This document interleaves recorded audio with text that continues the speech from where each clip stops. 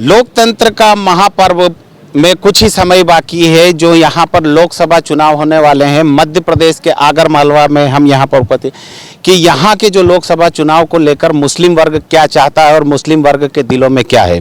हम यहाँ के कुछ मुसलमान यहाँ पर हमारे साथ में हैं, उनसे जानना चाहेंगे कि अभी लोकतंत्र का महापर्व आने वाला है, लोकसभा चुनाव, इसको लेकर मुसलमान क्या तैयार है, क्या सोचता है, क्या होना चाहिए, क्या नहीं होना चाहिए।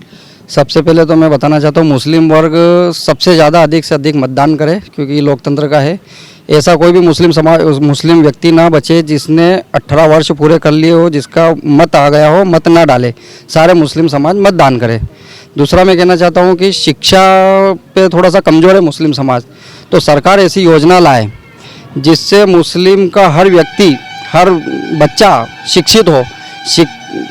चाहे नौकरी लगे ना लगे, लेकिन शिक्षित होना जरूरी है। जो पाना पेंचिस नहीं चाहते हम मुस्लिम व्यक्ति के हाथ में, उसके हाथ में हम कलम देखना चाहते हैं। हमारे साथ और भी हैं यहाँ पर वरिष्ठ हैं। क्या नाम है आपका? हाजी अब्दुल वहाब मुल्तानी, पूर्व नगर पालिका वाइस प्रेसिडेंट।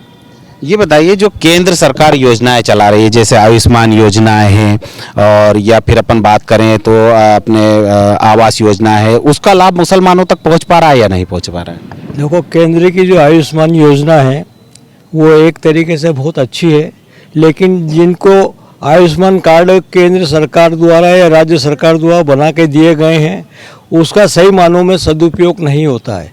एक गरीब दुबले आयुष्मान कार्ड लेके किसी भी हॉस्पिटल में जाते हैं, 50 चक्कर अधिकारियों को लगाते हैं, उसका आयुष्मान कार्ड पे उनका इलाज समय पर नहीं हो पाता है।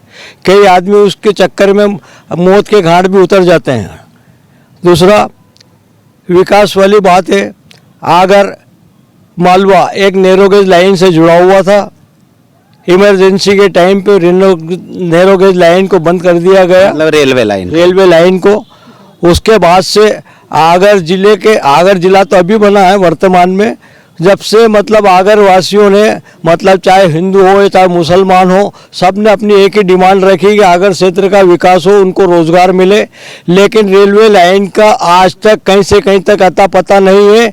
और एक 4 लेन इस टाइम में मतलब उज्जैन से लगाकर चौली तक मंजूर हुआ था, उस 4 लेन को भी मतलब अधिकारियों के चक्कर में या किसी नेताओं के चक्कर में इसको भी मतलब खा गए। आज तक मतलब कोई विकास वाली बात नहीं हो रही। अगर रेलवे लाइन और 4 लेन अगर आगर इलाके से निकलती है तो यहाँ पर रोजगार बढ़ेगा, लोगों के धंधे पानी बढ़ेंगे, हर आदमी अपनी आजीविका कमाने में मतलब आगे निकलेंगे। और दूसरा, हमारे साथ और भी युवा हैं। ये बताइए कि जो केंद्र सरकार योजनाएं चला रही है वो धरातल पे पहुंच रही है या नहीं पहुंच रही है, और युवाओं के लिए क्या है, खासतौर पर रोजगार वगैरह की बात करें तो क्या है? देखो, पहली बात तो ये है कि योजनाएं जो भी चलाती है सरकार वो अच्छे के लिए ही चलाती है। उसका फ़ायदा सभी समाज को मिलता है, सिर्फ मुस्लिम समाज को नहीं, सभी समाज को उसका लाभ मिलता है।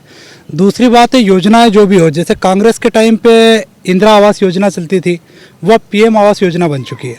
ठीक है, पीएम आवास योजना, लेकिन धरातल पे आप देखेंगे तो कई गरीब लोगों को जो उसके हकदार हैं उनको अभी तक दूसरी किस्त नहीं डली है, किसी की पहली किस्त नहीं डली है, किसी को अभी तक मिला ही नहीं है। तो धरातल पे योजनाएं बहुत कम लोगों को मिल पा रही है। दूसरी चीज़ ये है कि हम माइनॉरिटी से आते हैं। अल्पसंख्यक का एक पहले कोटा हुआ करता था जिसमें हमें छात्रवृत्ति मिला करती थी। मैं स्टूडेंट हूँ, कॉलेज में 2 साल से अल्पसंख्यक की छात्रवृत्ति नहीं मिल रही है। 2 साल से केंद्र सरकार ने छात्रवृत्ति को बंद कर दिया है, तो ये सबसे बड़ा मुद्दा है। तीसरी बात, बेरोजगारी दर बढ़ती जा रही है, सरकार कोई भी हो, लेकिन अभी की जो बेरोजगारी दर है वो मेरे हिसाब से सबसे ज़्यादा है। आज आप ज़्यादा से ज़्यादा युवाओं को देखेंगे तो वो बेरोजगार घूम रहे हैं। रोजगार के लिए भी एक सहायता करना चाहिए। तीसरी बात, शिक्षा के क्षेत्र में मुस्लिम समाज के लिए कोई अलग से सुविधाएं नहीं दी गई है। ना तो मुस्लिम समाज को, मध्यम वर्ग वालों को या उससे निम्न वर्ग वालों के लिए ना तो ऐसी स्कीम चलाई जा रही है कि जिसमें छात्रवृत्ति दी जा रही है, ना ही उनको पढ़ने के लिए कुछ फ्री मिल रहा है। उनको कोचिंगें फ्री नहीं मिल रही। सरकार को कोचिंगें फ्री चलाना चाहिए, और गरीब तबके के लोगों को, माइनॉरिटी वालों को कोचिंग भी फ्री मिलना चाहिए, और शिक्षा भी फ्री मिलना चाहिए, और छात्रवृत्ति भी देनी चाहिए। केंद्र सरकार की जो योजना है उसका लाभ तो मिल रहा है ना? हाँ, लाभ तो सभी सरकार का मिलता है, योजनाओं का सभी का लाभ मिलता है, लेकिन धरातल पर कई योजना उतर नहीं पा रही है जिसका लाभ, जैसे हमारा जो धर्म आता है, मुस्लिम समुदाय जो है जिनकी आप चर्चा कर रहे हैं, उसमें अधिकतर अशिक्षित लोग ज़्यादा हैं। तो वहाँ तक योजनाओं को पहुँचाना भी जरूरी है। वहाँ तक योजना पहुँच नहीं पा रही है, सरकार को इसकी ओर थोड़ा और ध्यान देना पड़ेगा। हमारे साथ और भी युवा हैं। क्या नाम है आपका? गुलरेज लाला। ये बताइए कि आप एक युवा है, यहाँ पर हैं, और यहाँ पर जो देखा जाए तो हमने जहाँ तक देखा है कि मुस्लिम वर्ग के छोटे छोटे बच्चे जो साइकिल की दुकान पे पंचर बना रहे हैं, कहीं गैरेज का काम मैकेनिक का कर रहे हैं, वो पढ़ नहीं पा रहा है। तो क्या कारण है कि वो पढ़ा के लोग आगे नहीं बढ़ा पा रहे हैं? यहाँ पर बड़ी बड़ी फैक्ट्रियाँ वगैरह नहीं है यहाँ पर जो कि विकास की कुछ और आगे नहीं बढ़े, तो मुस्लिम समाज को आगे बढ़ाए सरकार, इसकी कुछ सोच के बैठे? देखिए, अगर जो ज़िला बना है वो हमेशा से गड्ढे में ही रहा है, क्योंकि यहाँ पर किसी तरह का कोई उद्योग तो है नहीं, ना यहाँ रेलवे लाइन है, ना यहाँ कोई ऐसे रोड जोड़ेगा। जैसे 4 लेन पास होना था, अभी बताया हमारे एक सज्जन ने, तो वो 4 लेन भी अभी तक यहाँ पर पास नहीं किया गया। योजनाएं सब आती है, मंजूर हो जाती है, फिर उसके बाद क्या होता है ये पता नहीं।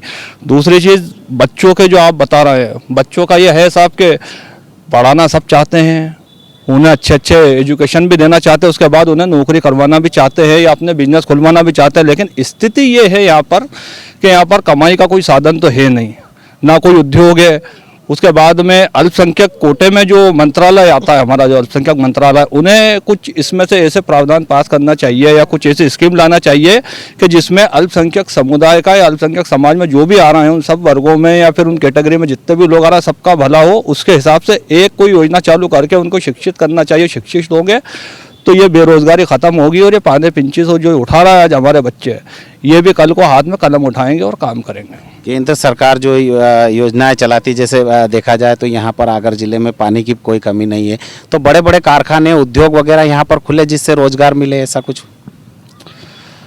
उद्योग नगर की जगह तो यहाँ पर इन्होंने दी थी, लेकिन उस तरीके के उद्योग नहीं खुल पाए हैं। उद्योग अगर यहाँ पे खुलेंगे तो डेली शिफ्ट में, अगर एक शिफ्ट में अगर 100 से 200 लोग भी काम करेंगे तो 2 से 3 शिफ्ट होती है, उसमें से 600 लोग होंगे। अब 600 लोगों को काम करेंगे तो वो रोज़गार तो बढ़ेगा, और रोज़गार बढ़ेगा तो उसका पैसा मार्केट में आएगा, मार्केट में आएगा तो उससे इकोनॉमिक में फ़ायदा होगा।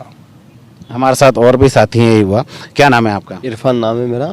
इरफान, ये बताइए कि जो लोकसभा चुनाव आ रहा है, आपने वोट डालेंगे, शायद पहली बार लोकसभा चुनाव वोट डालेंगे या इसके पहले डाल चुके हैं? नहीं सर, मैं डाल चुका हूँ। डाल चुके हैं। तो क्या आप उम्मीद लगाते हैं लोकसभा चुनाव को लेकर? मेरा ये उम्मीद मेरी है कि आगे सरकार कुछ बदलनी चाहिए, अच्छा काम होना चाहिए, अच्छा विकास होना चाहिए, और जो बेरोजगार फिरते हैं उनके लिए अच्छा कुछ काम धंधा निकालना चाहिए। कुछ फैक्ट्री या कुछ भी ऐसा काम होना चाहिए आगर के अंदर जो बेरोजगार नहीं फिरते हैं, क्योंकि फिर जाते हैं रोजगार नहीं मिलता है तो मजदूरी मिस्त्री काम करते हैं, या तो फिर तगारी तोकते हैं मिस्त्री के साथ, या फिर पाना पिंचिस पकड़ते हैं।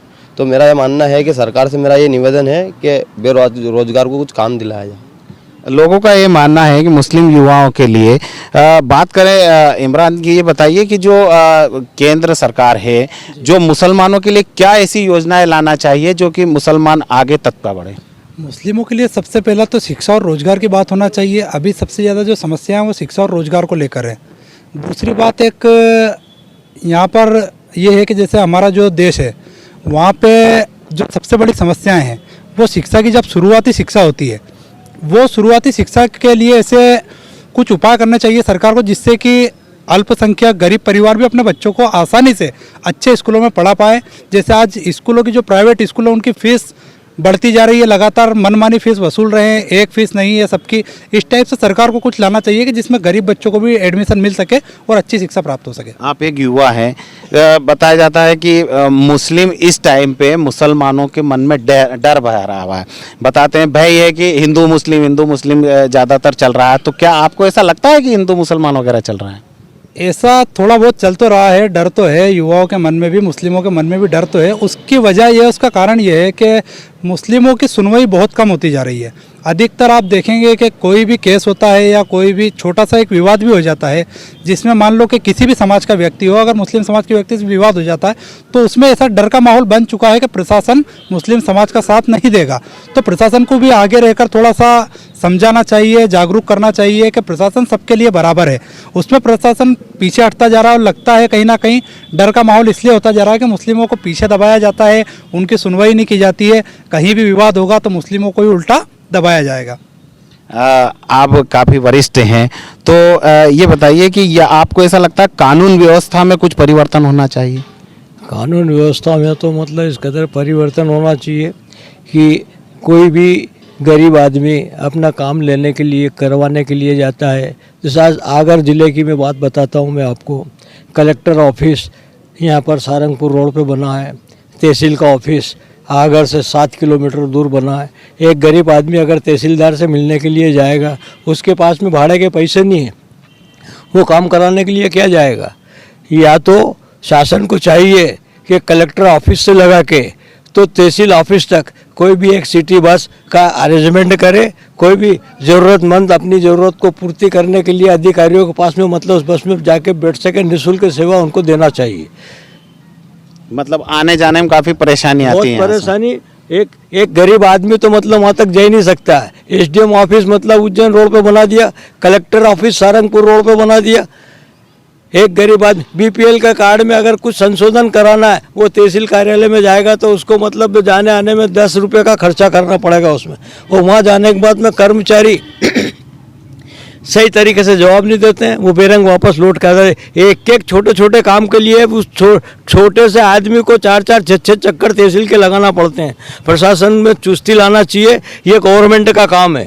शाहिद भाई, आप एक वकील हैं, एडवोकेट हैं, ये बताइए जो केंद्र सरकार वगैरह जो योजनाएं चलाती है वो धरातल पे मुस्लिम समाज को मिल रही है या नहीं मिल रही है? देखिए, धरातल पर सही तरीके से उनको नहीं मिल पा रही है।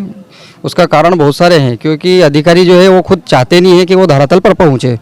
दूसरा मैं कहता हूँ कि अभी बहुत देर से आप सुन रहा था आपकी, तो मेरा इस चैनल के माध्यम से एक रिक्वेस्ट है कि सरकार जिस प्रकार से SC ST वर्ग के लोगों को आरक्षण दिया गया, उस आरक्षण का लाभ लेकर उन्होंने नौकरी पर बड़े बड़े पदों पर गए। इसी प्रकार से अल्पसंख्यक वर्ग को भी आरक्षण दिया जाए, जिससे वो भी बड़े बड़े पदों पर जाए और उनको भी ऐसा लगे कि नहीं हमें आरक्षण मिला, तो कहीं ना कहीं उनका कोटा मिले। कानून व्यवस्था कैसी है? कानून व्यवस्था में थोड़ा सा अल्पसंख्यक वर्ग के साथ भेदभाव किया जाता है। कहीं ना कहीं भेदभाव के कारण जो है वो भी परेशान है। मतलब जो यहाँ का प्रशासन है, जो यहाँ का स्थायी प्रशासन है, वो भेदभाव वगैरह करते हैं। हालांकि केंद्र सरकार जो योजनाएं चलाती है वो बहुत अच्छी योजना है, पर धरातल पे पहुँच नहीं पाती। कानून व्यवस्था वगैरह भी अच्छी है केंद्र सरकार की, पर यहाँ पर धरातल पे मुस्लिम लोगों के साथ पक्षपात किया जाता है। आपका मतलब है? हाँ, कहीं ना कहीं पक्षपात किया जाता है। अभी पिछले साल के मैं आपको बताऊं कि एक एजाज नाम का व्यक्ति था, उसका मकान तोड़ दिया गया। बाकी और लोगों के भी मकान आए थे, उनके मकान नहीं तोड़े, और केवल एक मुस्लिम वर्ग था उसी का तोड़ा गया। तो कहीं ना कहीं धरातल पर भी एक भावना फैलाई जा रही है। अब जो भी सरकार आए उससे क्या उम्मीद रखते हैं? सरकार से ये उम्मीद है कि अल्पसंख्यक वर्गों को एक तो आरक्षण दिया जाए, जिससे वो कहीं ना कहीं अपने आप को अच्छा गर्वित महसूस करे और आगे बढ़ने की कोशिश करे। और दूसरा में ये है कि जो भी योजनाएं हैं वो नीचे जो संचालित करते हैं उनको यही किया जाए कि वो अच्छे से व्यवस्थित तरीके से करें और किसी प्रकार से भेदभाव ना करें। ये थे यहाँ के आगर मालवा के मुस्लिम समाज के लोग। ये चाहते हैं कि जो अब लोकसभा चुनाव आए उसमें जो भी सरकार केंद्र में बने या केंद्र की सरकार रहे, वो योजनाओं का लाभ मुस्लिम समाज तक, जो ज़मीनी स्तर पर वहाँ तक उन योजनाएं पहुँचे। आगर मालवा से जावेद खान, न्यूज़ स्टेट।